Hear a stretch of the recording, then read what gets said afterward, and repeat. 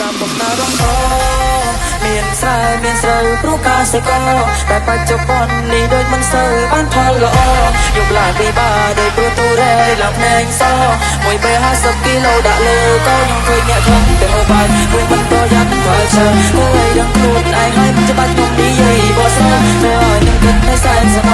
អ្នកខ្លះឬទាំងតដោបើសារតែអស់អង្គមានបាយហូបក៏មិនតាមបំណងរងមានស្រែមានស្រូវព្រោះការសិកតែបច្ចុប្បន្ននេះដូចមិនសូវបានផលល្អ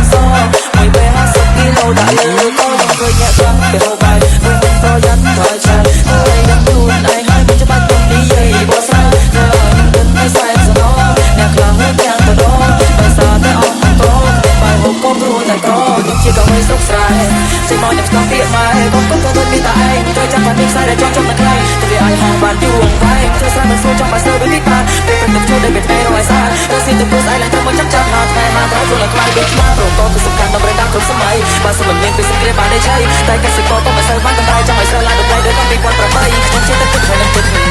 ដល់ពេលដែលទៅសិនសំខាន់ទៅស្ដីមិនឲ្យខ្វះមួយជំនាញគេធ្វើស្រូវនឹងទឹកសម្រាប់ទឹកខ្ញុំ Miss SAE Heartbeat, Mengheen Moxie, and the premium team.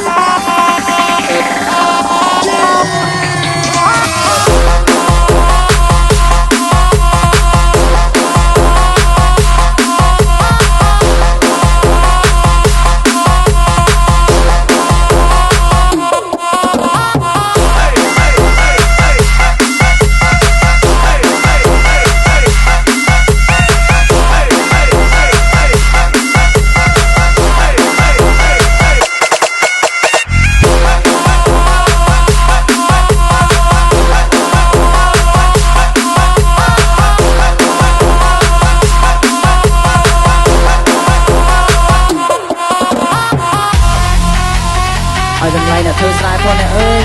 គ្រាប់ស្រូវនីមួយៗសុទ្ធតែបានមកពីកសិករខំប្រឹងធ្វើស្រែយ៉ាងលំបាកតែតែពុំមានប្រព័ន្ធទេតែពុំមានពួកគាត់